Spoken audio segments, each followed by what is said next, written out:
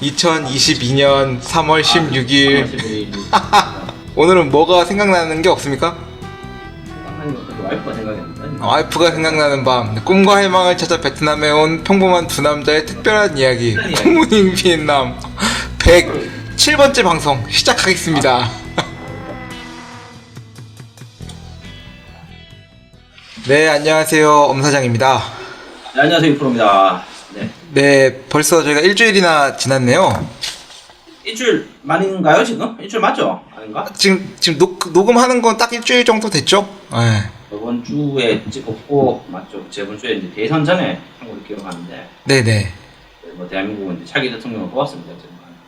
그래서 저희의 지금 대통령이 새롭게 선정이 됐고요. 하여튼 저희 축하드립니다. 잘하셨으면 좋겠어요. 이 방송을 들으시진 않으시겠지만 현실적으로 이 방송을 들을 일은 거의 없으실 거다.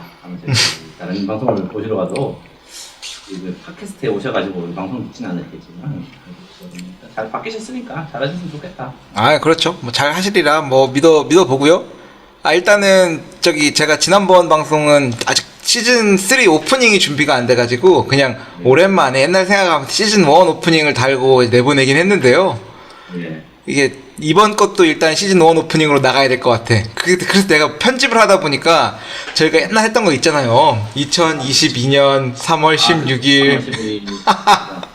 뭐가 생각나는 밤 뭐 이런 거. 그치. 오늘은 뭐가 생각나는 게 없습니까? 생각나는 게 없어서 와이프가 생각했는데. 와이프가 생각나는 밤, 꿈과 희망을 찾아 베트남에 온 평범한 두 남자의 특별한 이야기 굿모닝 비엔남 107번째 방송 시작하겠습니다. 인트로를 제법 잘 지은 것 같아, 생각해보니까. 그러니까 그 2%가 그냥 하자는 대로 이제 따라 했는데 이게 크게 괜찮았던 것 같아요. 문과생 아닙니까? 그쵸. 그래서 여튼 그렇게 오프닝을 하려고 하는데 이제 시즌 1 거를 끼우니까 그게 있었는데 그게 없으니까 조금 섭섭하더라고. 뭐? 그 오프닝 할 때 그게 들어가야 되는데. 그렇지. 이제 그게 없으니까 그냥 시즌 2 단단다다다다다다 이거 하고 나서 그냥 시작을 하게 했거든요. 그래서 여튼 그거는 이제 원래 시즌 1에서 하다가 시즌 2에서 이제 대대적으로 한번 이걸 빼보자고 해가지고 뺐던 거였는데 여튼 그렇습니다. 네, 와이프는 제 지금 비자 때문에, 결혼 비자 때문에 지금 고향을 내려갔는데, 이게 난항을 겪고 있어가지고. 지금 혼자 계신가요? 혼자 있습니다, 지금. 어제 밤에 이제 다시 돌아와서 내일 아침에 이제 하노이 떨어질 건데. 네네. 이게 결혼 비자를 지금 이제 고향에서 제출하고 하노이에서 하고 두 가지 방법이 있는데. 네. 국채 안 써보고, 와이프가 동학기자 해가지고 자기가 직접 하다 해가지고 고향집에 내려갔어요. 근데 고향집에 내려가는 인건비가 더 들어가는 거 아닙니까? 근데 어쨌든 간에 버스비 제외하고 드는 게 없으니까 사실. 이제 문제가 뭐냐면은 제 와이프 된 사람도 이제 여기 하노이에 지금 살고 있잖아요. 사실 고향은. 네네. 저도 하노이에 있는 사람들이니까 이제 그 공안에서 이걸 잘 안 받아준다 그러더라고. 우리 둘 다가 이제 제 와이프 고향집에 살고 있거나 동네에 살고 있으면은 금방 해주는데. 이제 해줄 건데 여기서는 또 복잡해요. 그래서 또 지금 집주인이 저희 와이프 베트남 사람이니까 아마 주거등록 안 했을 거예요. 제 생각에는. 외국인이니까 했을 거고 여기다가. 이제 그러니까 이제 그거 가지고 또 등록이 됐니 안 됐니 이제 이래가지고 11억 원인 것 같더라고요. 그래가지고 업체를 써야 될 것 같아요. 그래서 아직까지는 그 비자가 안 나온 겁니까? 결혼은 했지만. 결혼 비자는 만들어야 돼요. 5년짜리를 이제. 그럼 5년 한 번 주고 그 다음에 연장할 때 10년 주고 이러던가요? 그런 것 같더라고요. 그 5년짜리 비자로는 또 이거 가지고 또 6개월 한 번씩 왔다 갔다 해야 되고 그런 얘기도 있더라고요. 하여튼간 이놈의 나라라고 하긴 그렇지만 베트남이 결혼을 해도 영주권 이런 게 없어요. 그냥 계속 떠돌이 방랑자 신세로 살아야 되는 그런 아쉬움이 좀 있습니다. 네. 그래서 취업을 하게 되면 이제 이거 가지고 좀 하면은 좀 왔다 갔다 할 필요 없이 이제 워크 퍼밋을 안 받아야 된다 그러더라고. 그렇죠. 워크 퍼밋이 필요가 없죠. 여기서 그냥 이제 단순히 이제 내가 돈을 벌고 있다라는 신고만 하게 되면 이제 그런 거 없이 이제 좀 거주가 된다고 하는데 그것 때문에 좀 머리가 아픕니다. 하여튼간 그거 계속 머리 아플 것도 아니고 한 번 넘기만 하면은 금방 5년은 사는 거니까 하여튼 베트남 사람이 된 것을 축하드립니다. 베트남 사람이 한국 사람이지. 뭐랄까. 예. 우리 방송 나오셨던 분 기억납니까? 저희 박 팀장님 요트를 사고 싶다고 하셨던 분. 그랬었죠. 진지하게 옛날에 국적포기에 대해서 여쭤보시더라고요, 저한테. 왜? 아니 근데 자기는 이제 베트남에서 사업을 하고 하시니까 네. 한국인의 국적으로서는 이게 제약이 너무 많지 않습니까 사실은. 그쵸. 하루 이틀 이제 뭐 베트남 사람 명의 쓰는 것도 하루 이틀이고 이러다 보니까 이제 본인은 좀 나이가 들면은 이제 베트남 국적을 진지하게 생각하시더라고. 제가 말렸죠 사실은. 어차피 한국 국적을 따려고 베트남 사람들이 용을 쓰는 마당에 굳이 좋은 여권 가지고 계신 분이 뭐 그렇게 하실 필요는 없다라고 했었는데 뭐 종종 그런 경우도 있긴 한 것 같더라고 보니까 한국 국적 포기하고 일단 따시는 분들이. 아니에요. 그 한국 국적 포기하고 베트남에서 받아주는 사례가 제가 알기로는 한 건 정도밖에 없는데. 이론상으로는 되는데 근데 그게 얘기했잖아요. 이게 이런 말씀 드리면 좀 그런데 정신이 이제 올바르신 분이면은 한국 국적을 포기하고 베트남 국적 딸 일이 잘 없지 않습니까 사실은. 아니 그러니까 내가 이런 얘기 해도 되는지 모르겠는데 따신 분이 이제 언론 보도상에 된 분이 한 분 계세요. 이제 그분이 이제 네. 대사신데 그 베트남 관광대사라는 그 베트남에서 지정한 주 베트남 관광대사인가 주한 베트남 관광대사인가 하여튼 관광대사 리승권 그 이창근 씨라고 계십니다. 그래서 그분은 이제 화산 이 씨의 후예여서 뭐 제가 이제 특수한 경우잖아요 사실은. 그러니까 뭐 제가 들은 바에 따르면은 이 화산 이 씨의 후예 같은 경우에는 묻지도 따지지도 않고 그 여권을 주겠다. 근데 이제 그렇지 않고는 그 뭐랄까 이거 뭐 비자도 안 주고 뭐 영주권도 안 주는 마당에 무슨 그걸 주겠습니까? 주지도 않고 받을 필요도 없고 뭐 그런 거죠. 대략적인 프로세스가 한국 국적을 포기하고 취직을 하면 되긴 되는 것 같더라고. 아니 한국 국적을 포기하면 중간에 무국적자가 되나? 뭐 그렇겠죠 아마 그거야 뭐. 그럼 뭐 정확하게 어디까지 효력 있는지 뭐 잘 모르겠는데 뭐 가능은 하다고 하더라고요 돈 주면은. 네네. 그거를 굳이 뭐 그거를 내가 뭐 한국 국적을 가지고 여권이 한국 여권만큼 또 좋은 힘 있는 여권이 몇 군데가 없는 전 세계에. 아 그렇죠. 여권퍼 넘버 1 넘버 2 하는 나라인데 한국이. 아마 뭐 싱가포르 1등이고 아마 한국 2등 정도 할 뭐 거야. 보통 그러더라고요. 예. 네, 그런 걸 굳이 할 필요는 있지 않는데. 근데 그게 뭐 넘버 1 넘버 2 해봤자 싱가포르가 한국보다 더 갈 수 있는 데는 뭐 북한 정도 한 군데 더 있어서 뭐 놓고 아마 그럴 겁니다. 그 정도겠죠. 북한 아니면은 없겠다. 사실. 그 정도요, 그 정도에 북한 정도 더 갈 수 있어서 그냥 한 군데 더 갈 수 있는 걸로 높고 하여튼 그런 겁니다. 별일 없어요, 저 어떻게 한국에는. 한국 어떻습니까, 요즘에? 한국은 뭐 별일이 없고요. 그렇죠. 뭔 얘기 하려고 했는데 뭐죠? 그 저기 아까 비자 얘기 나온 김에 저희가 3월 15일자 저희 3월 16일 날 녹음을 하고 있는데요. 3월 15일자로 이제 드디어 모든 조치 제한 조치가 풀렸습니다, 여러분. 그거 확실한가요, 근데? 그거? 확실한 겁니다. 네. 그리고 오늘자로 격리도 사라졌다고 합니다. 아, 그래요? 그래서 지금 그러니까 현재 이 방송을 들으시는 이 시점 기준으로는 뭐 오늘 지금 당장 그렇다고 하니까 그냥 과거 완전 2019년 이전의 베트남과 같이 여러분들 원하실 때 그 비행기 티켓 사신 다음에 넘어오시면 베트남에서도 격리 안 하고 한국에 돌아와서도 격리를 하지 않습니다. 대신 조건은 72시간 전 PCR 테스트는 하셔야 되고요. 그리고 이제 한국에 들어와서 격리 안 하시려면 3차 접종을 하시거나 아니면 2차를 맞고 180일 미만이거나 아니면은 그치. 왜냐면은 그 이봉재가 지금 한국 들어가려고 하는데 오늘 아침에 그 얘기가 나온 거야. 3차 접종 얘기가 나오더라고. 네. 지금 어디가 안 맞으냐면서. 그래서 지금 그것 때문에 지금 일정이 패딩된다 그러더라고. 3차 접종을 못 맞아가지고. 그러니까 2차 접종을 맞고 180일 미만이면 되는데 그거 넘었을 거 아니야? 이봉재는 빨리 맞아가지고.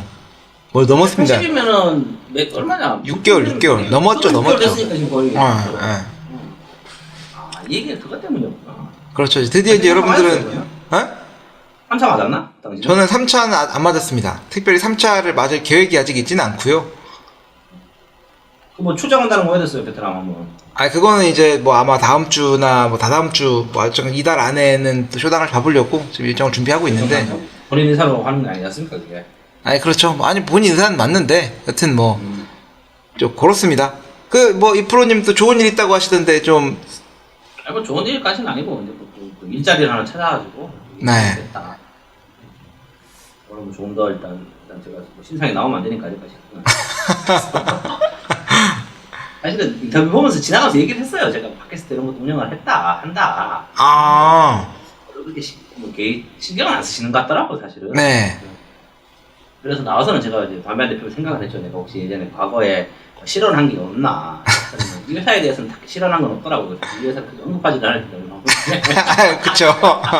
그렇기 때문에 딱히 문제될 건 없겠다. 우리가 뭐 그 거대 양당, 거대 양사, 이제 거대 양사라고 하기에는 이제 조금 많이 내려왔죠. 예.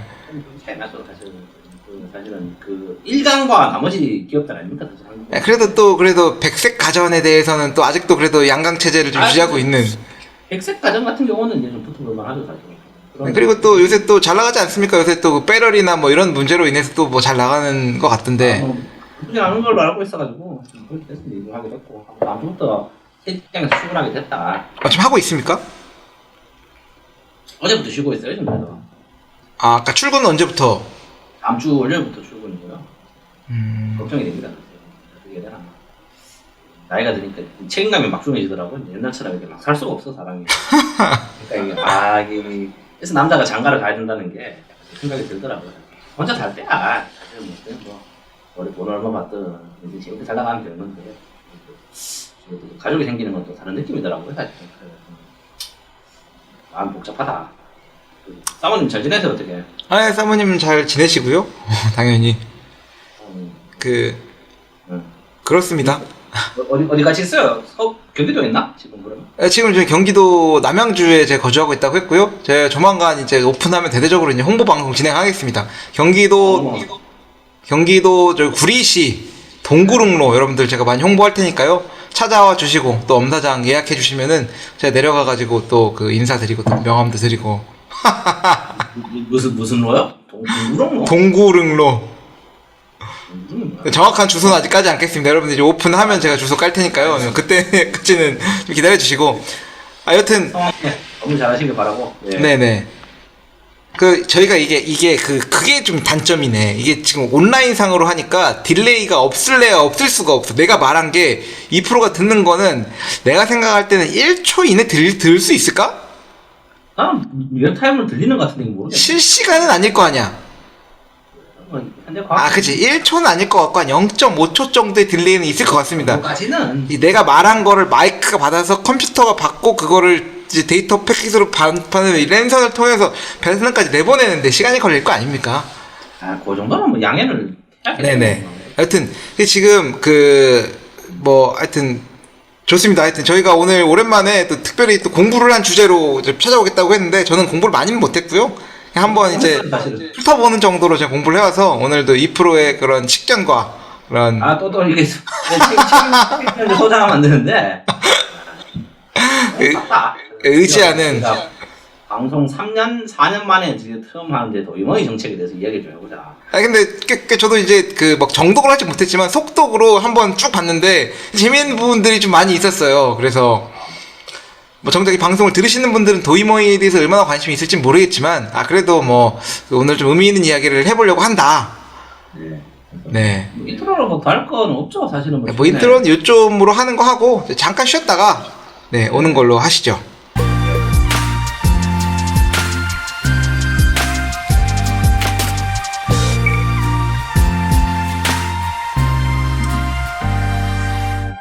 네, 잠깐 쉬고 왔습니다, 여러분.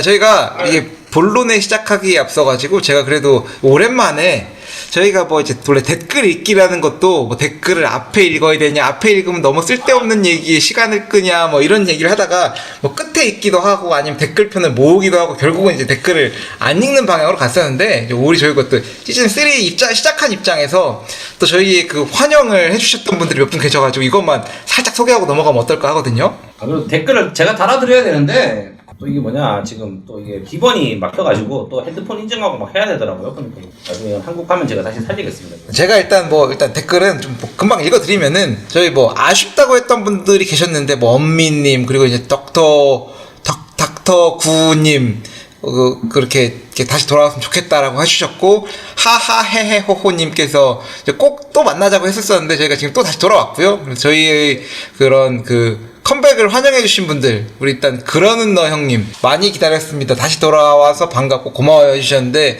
형님 꼭 한국에서 한번 기회되면은 꼭 뵈야 되는데 너무 바빠서 언제든지 저희 또 오픈하면 한번 뵙든지 뵙겠습니다. 그리고 미망명수님 새로운 시즌 축하드리고 이프로님 축하한대요. 그리고 엄사장님 구리카페 오픈하면 알려주세요. 대박나세요. 네, 꼭 뵙고 인사드리겠습니다. 바이럴 같은데 이거 지금 다시 댓글 보니까 폴라리스 76님 축하. 네, 감사드립니다. 그리고 이게 GMR 무슨 약자지? GMR님 돌아오셔서 감사합니다. 임진롱은 3대2로 임요환 팀이 이겼다네요. 화이팅입니다. 결혼 축하드립니다. 이 2% 결혼 축하드립니다가 단데. 진짜죠. 이거 홍준호 씨가 얘기하면 이상하거든. 됐어요. 해결하는 디테일한 얘기이기 때문에 네. 정확하다. 네. 그리고 저를턴 목사님께서 또 결혼 축하드립니다. 다시 시작할 거란 예상은 하고 있었는데 이렇게 다시 시작해 주시니 감사합니다 해주셨습니다. 감사합니다. 아, 그리고 또 우리 저희 영원한 그 후원자이신 엄민님, 누군지 한번 뵙고 싶은데 다시 돌아오셨네요. 이프로님 결혼 축하드립니다. 앞으로 시즌3도 재밌게 듣겠습니다 해주셨습니다. 감사합니다. 진짜 아니죠 근데? 아니 모릅니다. 아니 뭐 우리 엄마나 아빠가 이 엄민이라는 걸로 뭐 다 나나 그건 모르겠습니다. 네, 그리고 이제 마지막으로 제CC575님께서 오랜만에 방송 업로드네요. 이프로님 결혼 축하드려요. 구리 카페도 오픈하면 놀러 가겠습니다. 아, 이거 바이럴 성공을 하고 있는 건가? 네, 여튼 이렇게 또 댓글 달아주신 분들 감사드리고요. 저희가 또 앞으로 계속적으로 또 댓글이나 저희가 이제 그 갑자기 고민하고 있는 게 이 댓글을 지금 저희가 팟빵 위주로 진행되고 있는데 우리 오디오 클립으로 확대를 해야 되지 않나 하는 이제 고민을 하고 있습니다. 오디오 클립에서 우리를 밀어주지 않아서 그게 좀 고민인데. 업로드 다시 한번 하죠. 또 제가 또 하다가 그때 네네네. 오디오 클립이 보면은 저희보다 팟빵 기준으로 사이즈가 작은 방송도 오디오 클립에서는 구독자를 10,000명 단위로 모으기도 하고 막 그랬더라고요. 아무래도 이게 오디오 클립은 N사가 주관을 하다 보니까 10,000명씩 모았다고? 그쵸. 어떤 방송이에요, 근데? 이게 저 팟빵에도 아마 뭐 저희 그분들도 그래도 열심히 하시는 것 같던데 저희보다 훨씬 더 규모도 있어 보이고 방송사급에서 하는 거였나? 베트남이라고 검색하면은 나오는 방송이 하나가 있는데요. 저희 또 같이 또 콜라보도 하고 해야 되는지 싶은데 그래도 그 저희 같은 이런 썰을 푸는 방송으로서는 되게 오랜만에 이렇게 하시는 분들이 있구나 싶었던 방송이에요. 최근에 여기 있네. VY 욘드 당신이 더 알고 싶은 베트남 이야기라고 해서 이제 팟빵 기준으로는 구독자가 25분이 계시고 방송은 한 10개 정도 하셨는데 시즌 1을 마무리하셨네요. 이게 네이버 오디오 클립 기준으로는 10,000명 이상을 모으셨더라고요. 진짜? 아마 플레이백 기준으로는 우리보다는 좀 적은 것 같은데 여튼 그래도 여기도 이제 그 굉장히 베트남 대원 칸타빌이라는 베트남 전문 매거진을 아시나요? 처음 들어봤습니다. 그러니까 이건 이제 그런 기업 사이즈에서 하는 거긴 해요. 칸타빌이면 칸타타 뭐 이런 거 생각나는데. 네, 대원 칸타빌 이게 그 언론사죠. 언론 주식회사 대원이라는 곳에서 이제 하시는 것 같은데 하여튼 뭐 이렇게 베트남에 대한 이야기를 또 함께 나눠주셔서 감사드리고요. 언제 또 기회가 되면은 추천해 주시면 이 방송을 들으실지는 모르겠지만 제가 한번 찾아뵙고 또 게스트로서 한번 방송 들어보고 싶네요, 간만에. 네, 한번 심심하시면 찾아서 한번 들어봐 보시고요. 저도 아직 이제 뭐 몇 군데만 들어봤는데 주제들이 그래도 뭐 이런 스토리가 있는 얘기들을 좀 해주셨어요. 뭐 콩카페 저희 조 대표님을 또 그 게스트로 모셔가지고 방송도 해주셨고, 그 다음에 뭐 주제가 삼다수 베트남에서 고급 생수를 하는데 베트남에서 비트코인 열풍이 부는 이유, 요런 이제 느린 메신저 앱 잘로 국민 어플 되다 뭐 이런 주제들을 이제 방송을 해주시더라고요. 네, 여튼 좋습니다.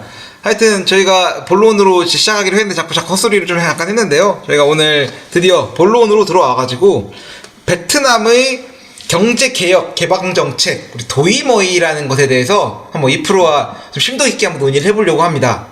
사실은 이게 좀 깊게 들어가면은 끝도 없이 깊게 들어가야 되고, 사실은 이게 좀 얇게 들어가면은 끝도 없이 얇게 들어가야 되는데, 이게 아마 끝도 없이 얇게 들어가는 걸로 저희가 그러니까 기본적으로 이렇게 그 베이스먼트가 되는 자료는 그 한국은행에서 준비한 자료고요. 2018년 자료로 그 조사국 경제부 아태 경제팀에서 조사를 하셨어요.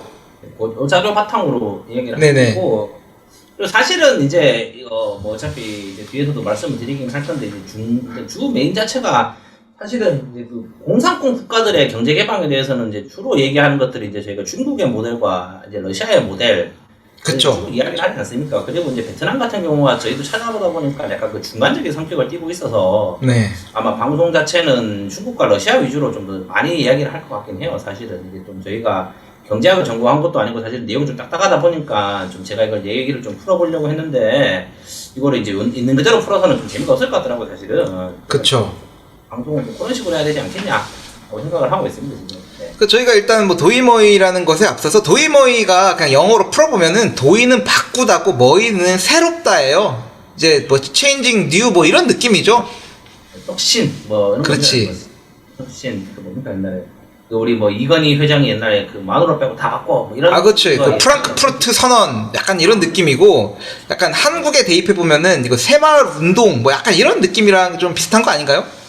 뭐 새마을 운동이라고 보면 되죠. 사실 새마을 운동과 비슷하다고 보는 것 같아요. 왜냐면은 새마을 운동의 일단은 기본 뭐 논조 자체가 사실 그거 아닙니까? 한국 같은 경우는 전쟁 이후에 굉장히 농업 국가였고, 그렇죠. 이제 농업을 선진화시키면서 이제 이거를 이제 그 경공업 중공업으로 해서 이제 경제 발전에 이제 그 가이드라인을 잡는 게 사실은 새마을 운동이었는데, 그거랑 비슷하게 생각하시면 될 것 같아요. 이제 새마을 운동과 뭐 경제 개발 뭐 몇 개 있는 계획 이런 것들이 있지 않습니까? 네네.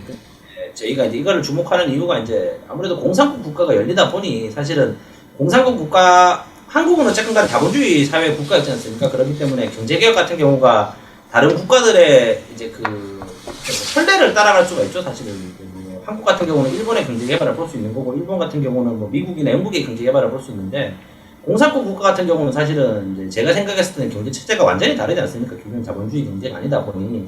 네. 그렇기 때문에 이제 공산국 국가들은 누구를 참고를 해야 되는가, 이제 그리고 이제 그러다 보니 이제 좀 이런 식으로 이름도 붙이는 것 같아요, 개인적으로. 외국이라든지 서구 세력들 아니면 자기네들이 스스로를 불렀을 때 어쨌든 간에 기존에 없었던 경제 모델을 만드는 거다 보니 약간 뭐 이런 식으로 좀 이야기를 붙이는 게 아닌가, 자기네들끼리 네네. 생각을 합니다. 뭐 무슨 얘기인지는 모르겠지만. 아, 근데 뭐 이런 게 하나씩 있어야 되는 것 같아. 이게 뭔가 우리가 그 계기가 되는 게 진짜 그게 실제 계기가 되어서일 수도 있지만, 뭐 이런 게 있으니까 베트남이 뭐 이렇게 얘기가 편하잖아. 아, 뭐 러시아에서 페레스트로이카 뭐 이런 거 얘기하면 이게 상징적인 뭔가 혁신적인 그런 뭐랄까 변곡점이 되는데요. 이제 그런 게 베트남도 있어주니까 베트남이 왜 지금 이런 자유주의 경제체제를 수립을 했고 어쩌다가 잘 살게 됐냐라는 계기를 얘기할 때 도이머이는 필수적인 거죠. 뭐 빼놓을 수 없는 정도가 아니라 그냥 요거 때문이다 라는 얘기가 나오는 뭐 그런 건데, 사실은 뭐 이게 없었으면은 뭐랄까요, 지금 우리가 베트남이 없었겠죠. 당신 여기 올 일도 없었을 거고. 아, 그쵸. 예. 제가 여기 있을 일도 없는 거고, 제 와이프도 못 만났을 거고.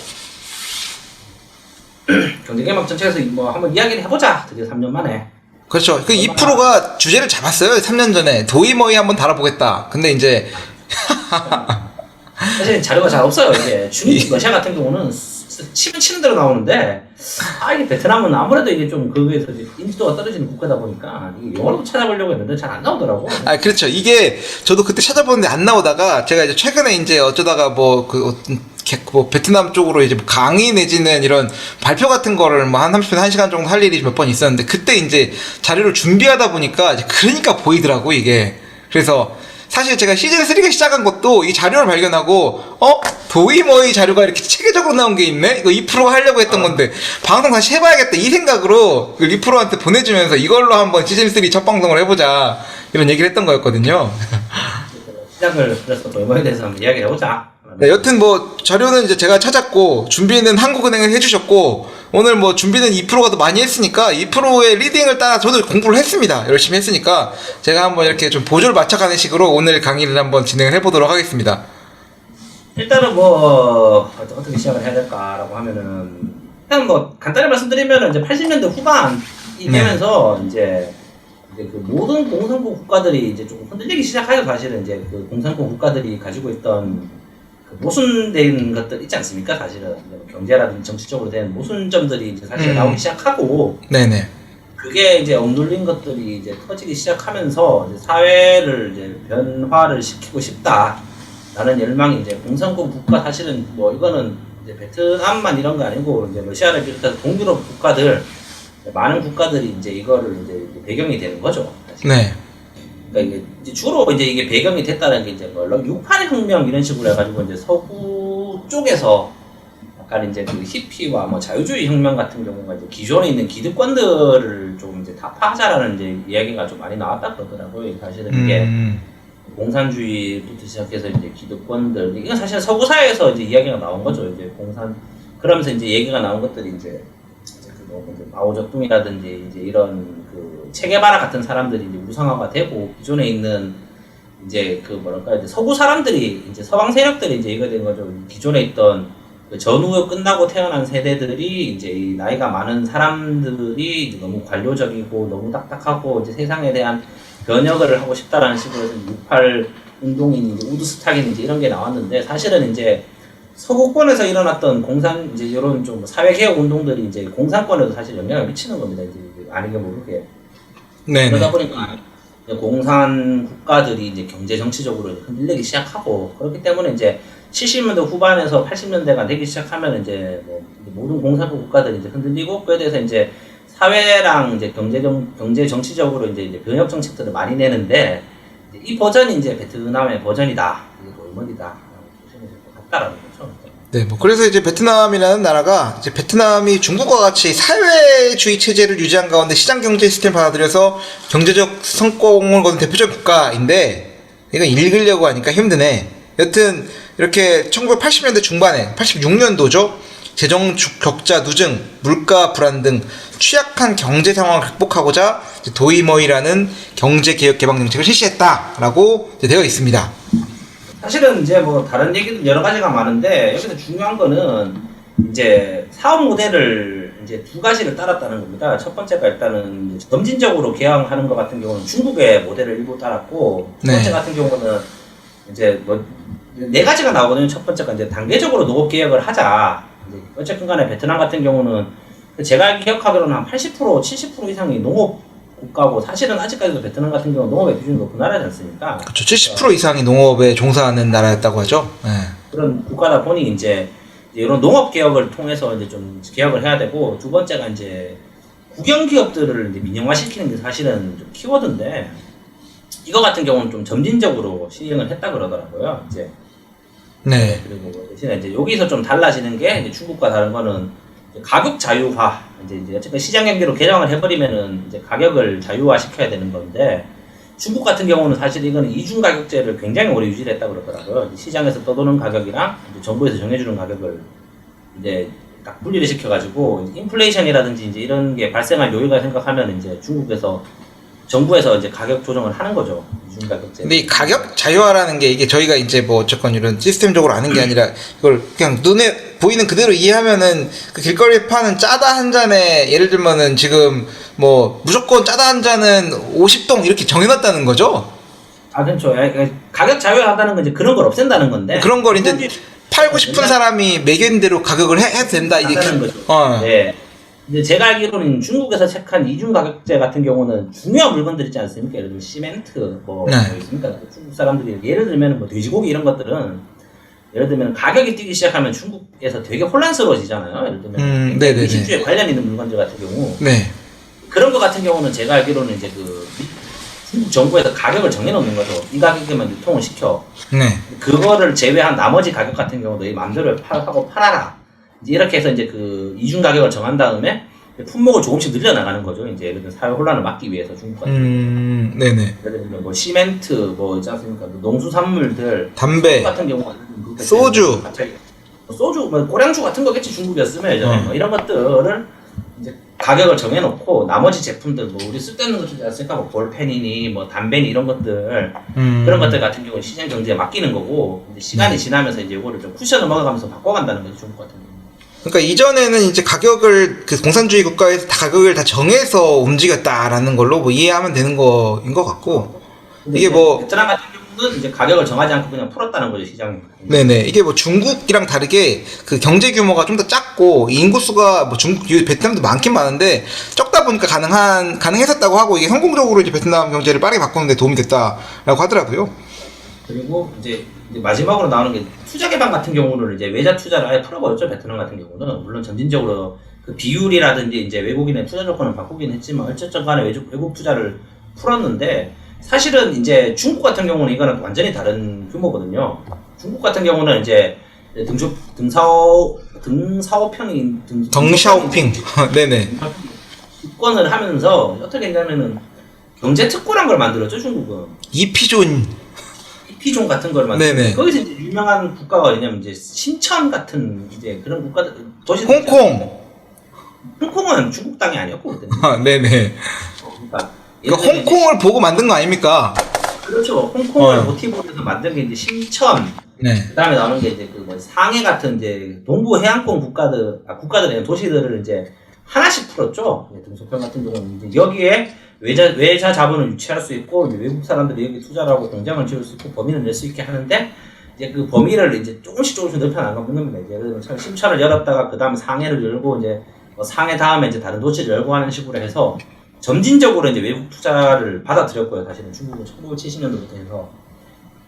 근데 베트남 같은 경우는 이제 이걸 그냥 바로 받아들였다는 거죠. 그냥 이제 물론 이제 베트남 전역에다가 받고 뭐 하이퐁이라든지 이런 곳에 특구를 만들긴 했다고는 하는데, 네. 전체적으로는 국내 자본이라든지 이제 그 외국 자본이라든지 대외 원조를 빨리 받아들였다라는 건데, 사실은 이제 여기서 재밌는 게 뭐냐면은 이거는 러시아랑은 조금 배경이 달라지거든요. 사실은 뭐 봤는지는 모르겠는데, 네네. 러시아 같은 경우는 이제 90년대 이제 소비에트 연방이 붕괴하지 않습니까? 92년도에 1990년도에 붕괴하고 나서는 이제 보리스 엘친이 쿠데타를 정리하고 대통령이 되면서 이제 그 사람 같은 경우는 이제 러시아를 시장에 그냥 풀어버렸죠. 그냥 예를 들면은 그 외국 자본 유치를 굉장히 자유롭게 받아들였고, 그 다음에 외국에 있는 이제 그 투자를 받으면서 가격 같은 경우는 시장에 그냥 맡겨버렸고, 약간 급진적인 신자유주의 정책을 좀 띄웠다 그러더라고요. 보리스 엘친 같은 경우는. 근데 이제 이게 어떻게 굴러왔냐면은 이제 러시아라는 큰 땅에 이제 외국 자본들이 들어와서 이제 난리를 치기 시작한 겁니다. 이제 돈을 싸들고 달러 싸들고 와가지고, 그러니까 이제 러시아가 그때부터 망해버렸죠. 다시 그 나라가. 그거 같은 경우가 이제 러시아와 중간에 있는 거라 보시면 된다. 베트남 같은 경우는 이건 좀 뒤에 좀 설명을 하고 싶은데, 일단은 뭐 그런 상황입니다. 그래서 러시아와 이제 이제 정확히 말하면 소련이죠. 소련과 중국의 이제 중간의 형태를 띠고 있다라는 걸로 이제 말을 하면 될 것 같습니다. 네.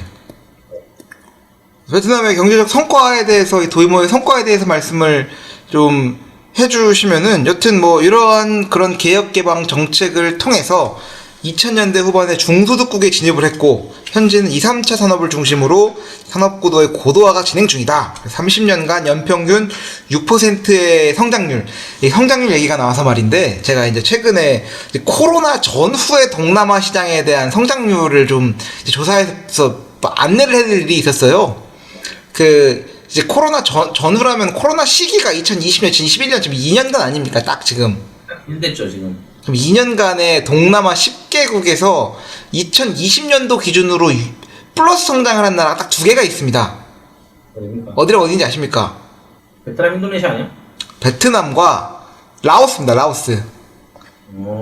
라오스는 0.04%까지 성장을 했고요.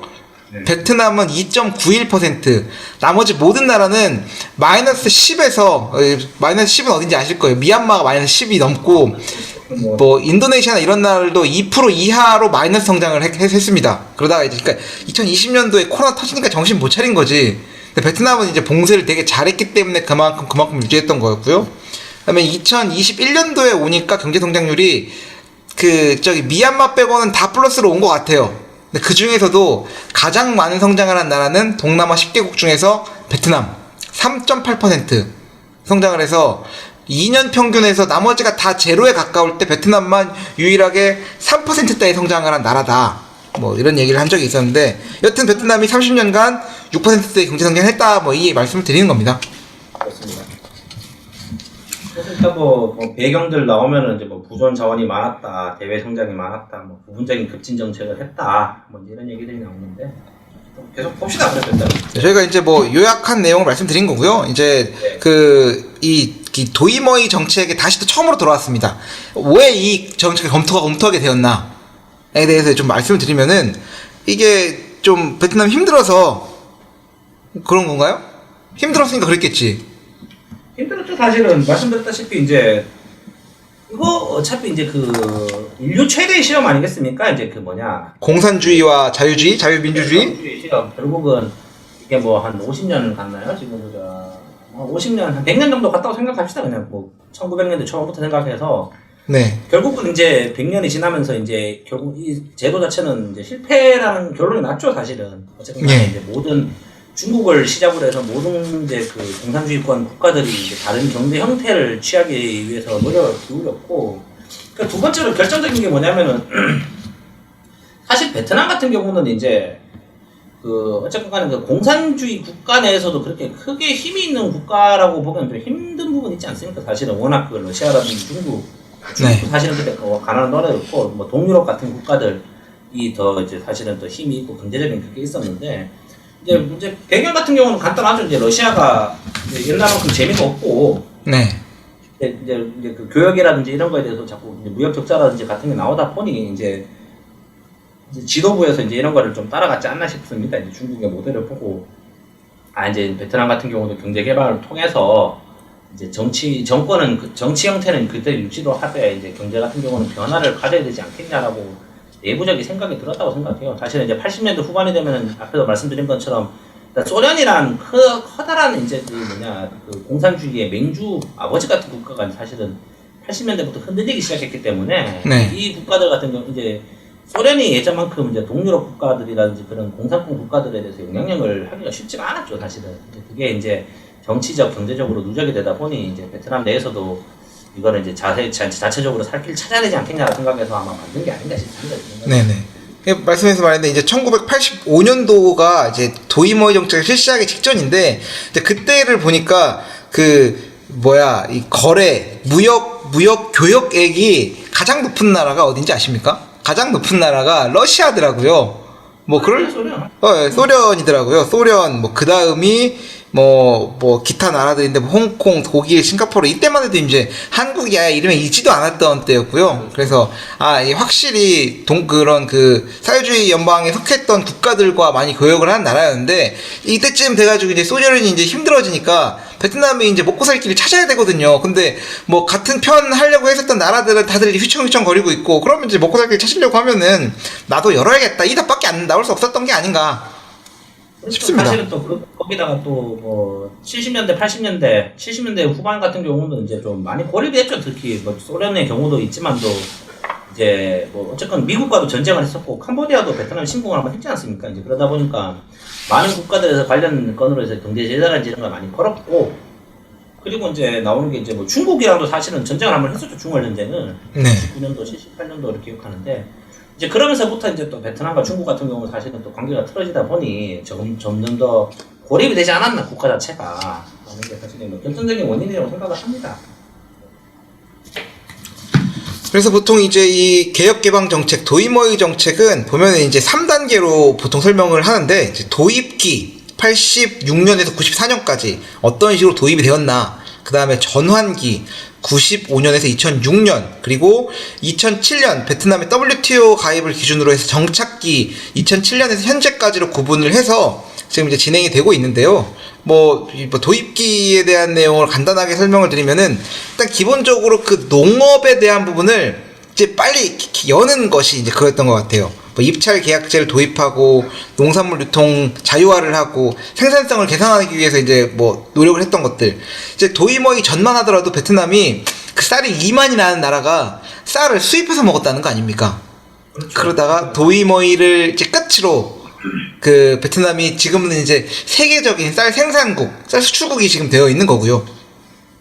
그렇기 때문에 이거 같은 경우는 좀 제 생각에는 아까 말씀드린 것처럼 소련과 중국이 다른 길을 걸었다고 했지 않습니까? 예를 들면은 농업이라든지 좀 소련 같은 경우는 좀 급진적으로 움직였고, 중국 같은 경우는 점진적으로 움직이는, 제 생각인데 배경 자체가 중국과 소련 그리고 베트남 같은 경우는, 중국과 베트남 같은 경우는 이제 농업 중심 국가였다 보니 이거를 급격하게 시장을 개방한 거나 하면은 좀 문제가 있을 거라고 내부적으로 판단할 수 있을 거라 생각해요. 사실은 돈 싸들고 와가지고 땅 사가지고 내가 농민들 밀어내면은 쉬운 일 아닙니까, 사실 이거는. 그렇기 때문에 내부적으로 이제 농업 국가이기 때문에 조금 더 이제 내부적인 모순 같은 경우를 해결을 하고 진행을 했어야 된다고 생각하는데, 러시아 같은 경우는 어쨌든 간에 전 세계 제2의 패권 국가였고 공업 위주의 국가였지 않습니까, 러시아 같은 경우는. 자기네들 생각했을 땐 자신이 있었을 거라 생각해요, 아마. 어쨌든 간에 미국과 자웅을 겨루는 국가고, 한때 미국 GDP 40%까지 갔던 국가라고 제가 기억하거든요, 말이라도 해도. 그러다 보니까 자기네들의 몸집과 사이즈를 생각했을 때는 그렇게 빠르게 경제라든지 사회 체제를 빠르게 전환하더라도 자기네들을 견딜 수 있고 자신 있을 거라고 생각했을 건데 서방 세력의 힘은 생각했던 것보다 훨씬 무서웠기 때문에 러시아 같은 경우는 큰 코를 다치는 게 아닌가 생각합니다. 그래서 저는 뭐 농업 개혁 같은 경우는 간단하죠. 이제 그 버는 만큼 농업 생산의 효율성을 높이기 위해서 얼마나 많은 노력을 하는가. 이겁니다. 그래서 뭐 토지 사용권을 장기화하고 이제 뭐 생산성을 높이고 이제 인근 생산물을 이제 시장에 팔 수 있게 하고 이제 뭐 이런 것들이 이제 주가 되는 것 같더라고요. 보니까 1989년도에 베트남이 쌀 배급제를 폐지를 했대요. 그럼 이 말인즉슨 89년까지는 생산 같이 하고 배급해서 먹었다는 거 아닙니까? 그렇죠. 배급했다는 얘기죠, 사실. 뭐 그랬다. 농업 개혁 같은 거 시작을 했죠. 네. 그래서 일단 저희 도입기의 주요한 내용은 가격 자유화, 쌀 배급제 폐지, EP존 설치, 그다음에 토지법 개정, 노동법 개정 이런 내용들이 있고요. 그다음에 1995년도 이제서 2006년 사이인 전환기로 넘어옵니다. 전환기에는 이제 도입기에서 이제 농업에 대한 내용들을 이제 하고 기본적인 세팅을 하는 단계였다면 전환기에는 그래 이제 우리가 세팅이 좀 됐으니까 외국 자본 들어와라. 지금 요거를 지금 전환기라고 얘기하는 것 같은데 외국인 투자 초점을 맞춰서 대외적으로는 시장 개방을 하고 대내적으로는 이제 국영 기업을 개혁하는 단계가 이 전환기라고 볼 수 있는 것 같습니다. 여기서도 이제 나오는 게 중국 같은 경우는 조금 이걸 또 천천히 옮겼는데 베트남 같은 경우는 국영기업 같은 경우는 좀 이게 민영화를 좀 천천히 시행을 했죠. 사실은. 근데 러시아에 들어가서는지 모르지만 그 올리가르이아라는 사람들 있지 않습니까? 거기 이제 로만 이브라보비치 같은 첼시 구단주 같은 사람들. 네. 들어보셨어요 혹시 그 사람들이? 못 들어봤습니다. 그 사람들이 이제 전 세계에서 100만 장자가 제일 많은 도시가 제가 알기로는 모스크바거든요. 아 그래요? 제가 알기로는 인구 대비해서 가장 비율이 높은 나라가 모스크바예요. 제가 알기로는. 네네. 런던도 아니고 뉴욕도 아니고 사우디도 아니고 제가 알기로는 그런데 그거 사우디 아니야 사우디? 걔들도 어차피 열애니까 아웃라이너들 아닌가 아마 제가 알기로는 모스크바라고 했는데 네. 이게 말씀드리는 게 뭐냐면은 중국과 베트남 같은 경우는 이제 그 국영기업의 민영화를 천천히 점진적으로 시켰잖아요. 통폐합도 하고 이제 천천히 시켰는데 러시아 같은 경우는 제가 또 말씀을 드리는 게 엘친 이후에 해가지고는 이제 민영화를 급격하게 시켜버렸어요. 그러면 이제 여기서 재미를 본 사람들이 뭐냐면은 이제 그때 이제 러시아 공산당과 연줄이 있던 러시아 공산당 출신이던 이제 이런 사람들이 이제 그 국영기업들을 날로 먹었다는 거지. 이제 석유 관련 가스프롬이라든지 이런 회사들 있지 않습니까? 그게 이제 그런 사람들이 이제 그 정경유착을 통해서 빨리 민영화가 될 때 그 자리를 꿰차가지고 거기 사장이 되신 사람들을 이제 올리가르이라고 부르거든요. 이제 그 첼시 구단주 같은 사람 있지 않습니까? 로만 아브라비치 이런 사람들이 네.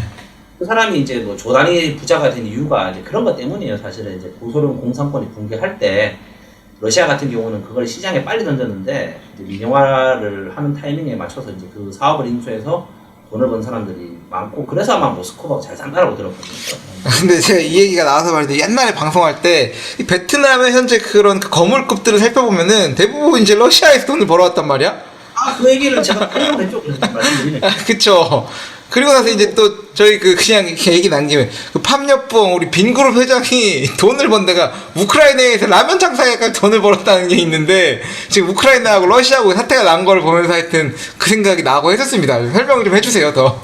이 얘기를 말씀드리는 이유가 저희도 방송에서 음모론 얘기했지 않습니까? 그 사람들이 공교롭게 다 동유럽이라든지 러시아에 뉴욕 갔다 온 사람이 다. 네. 내가 방송에서 한번 했었는데 이제 생각이 드는 게 그런 것 같아. 그 사람들이 공기업을 인수한 건 아니고 민영기업을 세웠잖아요. 그랬죠. 또 한 번 느끼는 게 이게 도이머이를 통해서 이 사람들을 바탕으로 이제 뭐랄까 민영기업들을 육성하려는 정책이었는 것 같아. 제 생각에 보면 그 사람들의 당의 100%의 생각은 아니겠지만도 충분히 당의 입김과 지원이 있었을 것 같다는 생각이 드네요. 제 생각에 보면. 그 지금 베트남 시총 1위 기업이 빈그룹인가요? 모르죠. 예.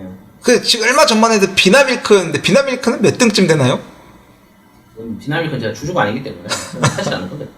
제가 베트남 주식을 시작했었던 장장 봐야 우리 2018년쯤 생각해보면 비나밀크가 시총 1위였던 때가 있었는데 비나밀크는 국영인가? 아니죠. 민기업 아니야 비나밀크? 지금 민간민기업입니까? 모르겠어요. 저는 비나밀크 주주가 아니기 때문에. 하여튼간 네 뭐 그렇습니다. 그것도 사람인데 아, 제가 얼마 전에 들은 얘기가 있어요. 이거 아까 말씀드렸다시피 이제 도이머이랑 이제 그 우리의 그 굉장히 큰 민간 기업들이 커넥션 이제 정경에 이제 그 커넥션이 있다라는 게 이건 재미로 들으면 되는 얘기인데 제가 이제 얼마 전에 들은 얘기가 있는데 우리 비에제 회장님 아, 그래서 이게 그 팩시밀리를 얼마나 팔면 비행기를 살 수 있나? 네. 그러니까 그 아마 이 전 세계에 있는 팩시밀리를 다 팔면은 비행기를 살지 할지 내가 모르겠는데 그렇지 않습니까? 네. 이것도 하더란데 지금 그 예전 회장님의 그 할아버지인가가 거기 여기 유명한 장군이라는 얘기가 있더라고 보니까 아, 베트남에서? 그 도로에 이름이 있는 장군님이라는 얘기가 있더라고 보니까 아, 뭐, 전주영, 웅wen카잉 또한, 레반롱, 뭐, 이런. 그런 느낌 너무 그 전주영 이런 분들 좀 너무 아, 그쵸. 그런 얘기가 있더라고요. 그래서 이제 카나다인데 저도 들은 얘기가 이제 그 유학 갔다 와갔잖아요. 저희 이제 소련 네. 쪽에서 너는 뭘 하고 싶냐라고 하니까 이제 비행기 사업을 하고 싶다라고 생각해서 이제 그런 얘기를 비에젯이 시작했다는 얘기가 있더라고요 보니까. 네. 그리고 이제 거기에 이제 들어가는 이제 뭐 있지 않습니까? 여러 가지 업체들도 다 이제 그 친인척 관계들이고 이제 한 4천 정도 된다라는 얘기를 제가 들었는데 재미도 있을 것 같다. 네, 그래서 그 전환기 때 뭐 주요한 사건들을 좀 정리를 해보면은요. 그런 뭐 주요 국가의 외교 관계를 정상화하는 것들이 좀 있었던 것 같고요. 그래서 이제 1995년도에는 미국하고 국교를 수립하고 2001년도에 무역협정을 체결했다고 하고 이제 95년도에 아세안을 처음으로 가입, 99년도에 네이펙 가입 뭐 이런 식으로 하고 이제 1996년도와 2000년대에 외국인 투자법을 개정하면서 이제 외국인들이 들어올 수 있는 발판을 마련한 것 같아요. 네, 그렇습니다. 그래서 뭐 말씀하신 내용 있나요? 더 전환기에 대해서? 아니 뭐 없습니다. 그러니까 뭐 자꾸 중국이랑 비교하는 이유는 아까도 인터넷에서 말씀드렸다시피 중국 같은 경우는 쿠션을 깔았고 이제 그 해변가에 있는 도시들을 먼저부터 그때부터 쿠션을 깔았고 이제 그 러시아 같은 경우는 말씀드렸다시피 이제 시장에 맡겼는데 이제 와가지고 싹 다 털어갔다 러시아라는 나라를 그렇기 때문에 뭐 뒤에서도 마지막에서 할 얘기인데 근데 이게 푸틴이 집권하게 된 것도 이제 이게 영향이 크다라는 거죠 사실은 시책 때문에 그래서 이제 근데 이제 베트남 같은 경우는 이걸 따라갔다라는 거 이제 뭐 러시아 모델 같이 해가지고 외국 투자를 직접 받는 쪽으로 해가지고 움직이려고 했다. 특별하게 얘기는 없습니다. 그래서 어쨌건 뭐 저희가 빨리빨리 넘어가야 되는데 이제 마지막으로 드디어 베트남이 정착기에 머무릅니다. 2007년도 이후로 현재까지를 베트남의 그런 경제 개혁 개방 정책의 정착기라고 하는데 2007년도에 WTO를 가입하게 되면서 글로벌 경제 체제에 본격적으로 편입을 하고 또 대외지향적인 성장 방식의 공고화에 이런 말은 너무 어렵다. 대외지향적 성장 방식의 공고화에 주력했다라고 합니다. 네, 그래서 뭐 일단은 현재 기준으로 좀 말씀을 드려보면은 뭐 WTO에 가입을 해서 뭐 경제 관련 이런 뭐 국제 이런 제도가 국제 기준에 부합되도록 정비를 했다고 하고요.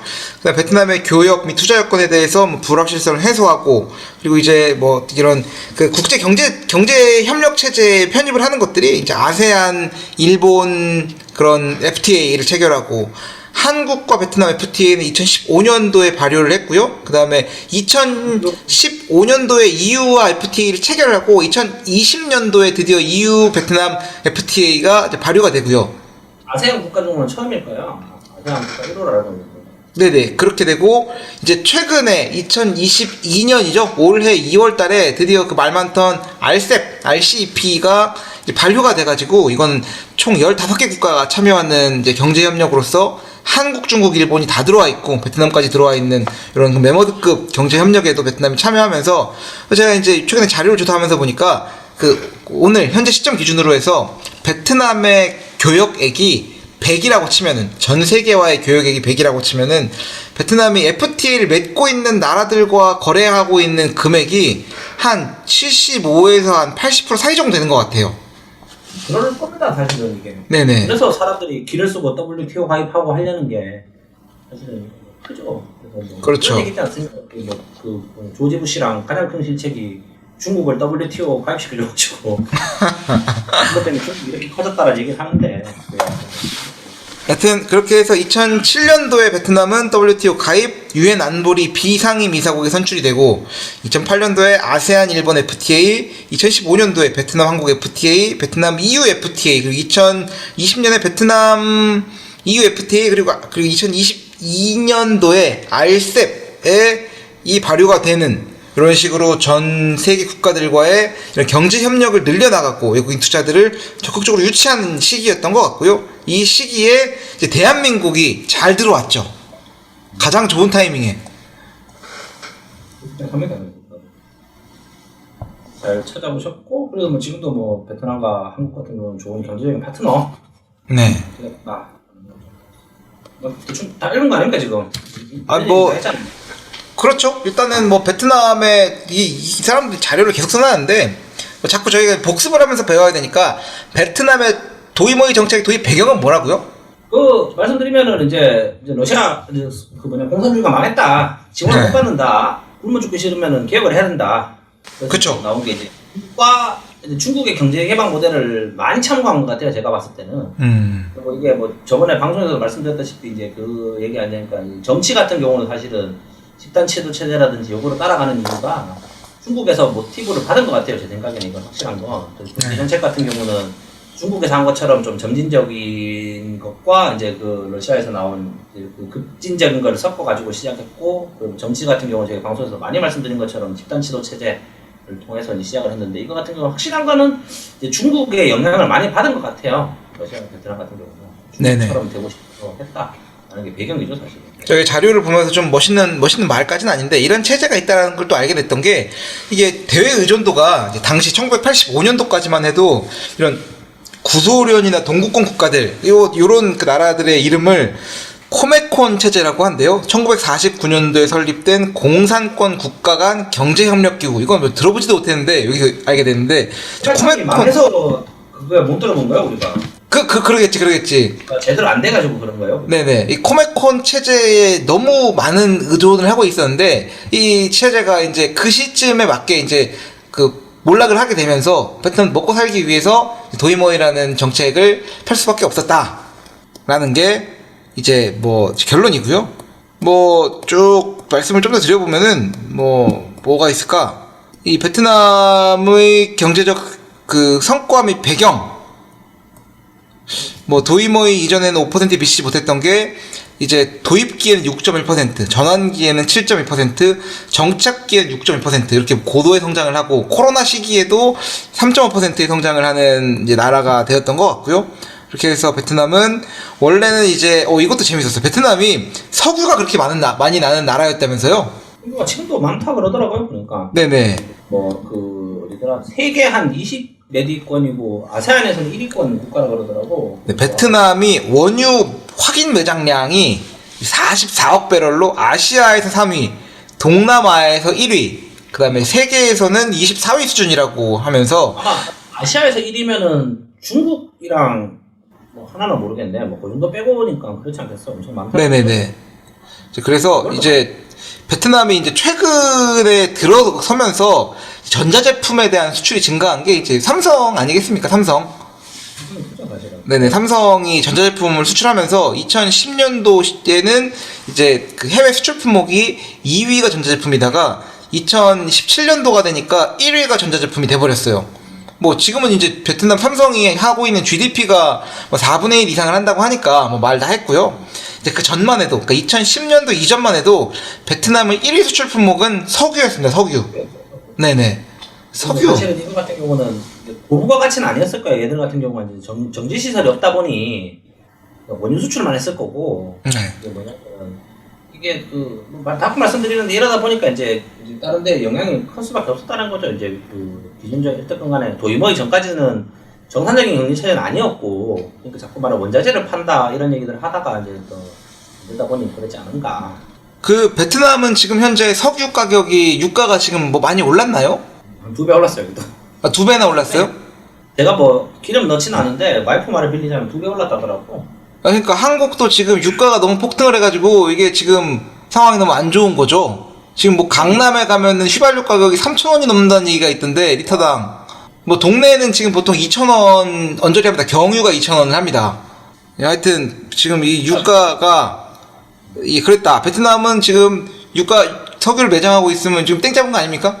말씀하셨다시피 정유시설이 없어가지고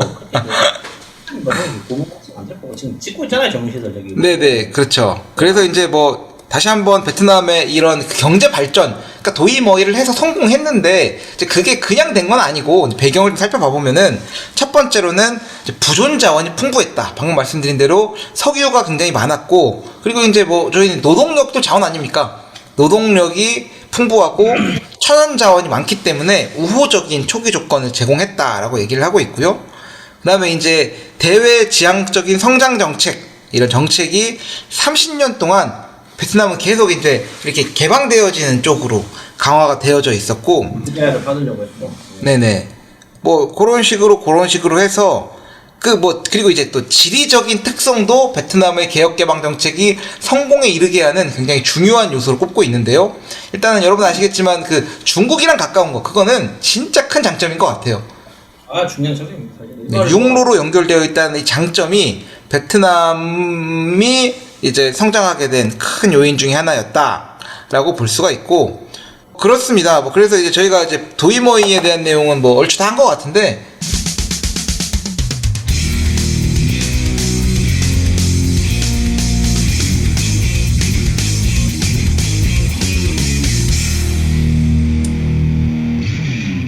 네, 그래서 저희가 도이머이 정책에 쭉쭉 알아봐 왔는데, 여튼 뭐 도이머이가 뭐라고 생각하십니까? 뭐 공산국 국가의 경제 개방 정책이다. 뭐 정리하면은 뭡니까? 잘하려고 했다. 잘했지 않습니까? 그렇죠. 네, 우리가 뭐 베트남도 왔고. 이게 하여튼 뭐 이거 조금은 제가 좀 쓸데없는 얘기인데. 네. 시대 정신이란 말이 이때 쓰는 건지 내가 잘 모르겠는데. 네네. 이거 지금 약간 뭐 자꾸 정치로 이어가는 거 같은 경우가 좀 들긴 하면서 좀 그렇긴 하지만, 어쨌든 간에 공산권 국가 두 국가가 개방을 했잖아요. 사실 경제 개방을. 네. 말씀드렸다시피 중국 같은 경우는, 뭐 베트남 같은 경우는 이제 러시아와 중국의 약간 양쪽의 성격을 뭐 급진적인 것과 점진적인 걸 다 따라가서 중간에서 잘 믹스를 한 게 도이머이라고 생각을 하는데, 네. 지금 제가 드리고 싶은 말씀이 뭐냐면 2022년 지금 이 시국에 네. 그 공산국 국가들에서 나왔던 지도자들이 약간 좀 놀라우신 분들이 두 분 나왔잖아요, 사실. 러시아의 지금 그 전쟁광 푸틴 씨랑 그리고 시시아 씨랑 네네. 네. 이게 뭐였냐면은 제가 생각했을 그 두 사람이 참 신기한 게 뭐냐면은 푸틴 같은 경우는 제가 말씀드렸잖아요. 러시아가 사실은 거의 모라토리움이었고 국가 무도 상태였지 않습니까? 90년도에 개방하는 이후부터 한 10년 가까이는 너무 문제가 많아가지고 푸틴이라는 사람이 강력한 힘을 가질 수밖에 없는 상황이었고, 네. 그러니까 결국은 이제 20년 동안 이제 그 대통령을 하면서 결국은 이제 우크라이나 사태 같은 저런 비극까지도 지금 이루어지게 된 건데, 그리고는 뭐 이제 시진핑 아저씨 같은 경우는 이제 뭐 어쨌든 간에 이제 그 처음으로 그걸 깼잖아요. 사실은 그 공동 집단 지도 체제라는 거를 깨버리고는 이제 지금 사면임을 위해서 지금 오래 달려가고 있지 않습니까? 네네. 그러면서도 이제 그 두 사람들이 이제 자신의 권력의 정당성을 위해서 이제 벌이는 짓들을 보면 사실은 납득이 안 가는 부분들이 있죠. 물론 뭐 러시아 같은 경우는 뭐 우크라이나가 넘어가게 되면은 뭐 안보라든지 이런 정치적으로 위기를 겪을 수 있기 때문이라고 이야기를 하지만, 뭐 제가 생각했을 때 목적은 결국 정권 연장인 것 같고, 두 번째 뭐 지금 뭐 시진핑 아저씨가 하는 여러 가지 일도 사실은 따지고 보면은 정권 연장에 목적이 있지 않냐라고 해서 결국은 그 두 국가들이 지금 전 세계가 많은 지금 척을 지고 있지 않습니까? 지금 그게. 그쵸. 근데 이게 뭐 말씀드리는 이유가 뭐냐면은 베트남도 예전에도 말씀드린 것 같은데, 야 이게 시간이 지나면 그렇게 될 수도 있지 않을까. 그 앞에서 말했던 사람들의 이게 지금 도이머이가 제가 알기로는 무슨 하버드 대학교 나왔던 그 무슨 경제학 하시는 분 모셔가지고 베트남에서도 엄청나게 공을 많이 들였다고 하더라고요. 경제 정책을 딸 때. 네. 베트남 사람인데 그 하버드 경제학과 나와요. 그런 사람이 초청을 해서 뭐 일을 한 걸로 기억하는데, 어쨌든 간에 많은 사람들의 시행착오와 이런 것들이 있었는데, 혹시라도 이제 후대에 누군가의 잘못된 선택에 의해서 이게 또 이상하게 가는 게 아닌가. 그 앞에 있던 두 국가들이 우연히 그런 비슷한 모습으로 흘러가는 걸 보면서 좀 베트남도 좀 걱정이 된다는 건데, 그러니까 뭐 이게 무슨 얘기를 하는 거지 나 모르겠는데 오랜만에 말을 하니까 하여튼 뭐 그 말하고 싶지. 도이모이를 우리 둘이 모여서 도이모이를 논하겠냐마는 저희는 이제 뭐 어쨌건 베트남에 관심이 있어 하는 사람이라면 충분히 그냥 도이모이라는 게 있었고 이렇게 흘러왔다라는 거를 우리도 배우고 여러분들도 한번 한 귀로 들어보고 하는 정도로 알고자 한번 저희가 준비를 해본 거고요. 그래서 이제 우리는 이제 알았잖아요. 도이모이는 그 3단계에 걸쳐서 진행이 됐고 도이모이가 있었기 때문에 2%가 베트남에서 먹고 살고 있고 뭐 이렇게 굿모닝 비엔나 팟캐스트도 하고 있고 뭐 그런 거다 정도로 이해를 해주시면 될 것 같고요. 뭐 저기 나중에 이제 베트남 사람 만나면은 그 물건이 그 저기 사왔는데 상품이 안 좋으면은 새로 바꿔주세요. 너희 뭐이? 그렇죠. 핸드폰을 샀는데 이거 뭐가 좀 하자가 있는 것 같아. 그러면 이제 가갖고 말하면 됩니다. 너희 뭐이? 그러면 이제 새 걸로 바꿔주세요. 그 말 맞지 않습니까? 아 이게 방송도 말이 하니까 하고 싶은 말은 많은데 말이 안 나오네. 아 이거 어렵다. 아 이게 비대면 환경도 이게 한몫을 하는 것 같은데. 안 좋아 이게 지금 비대면 게. 예.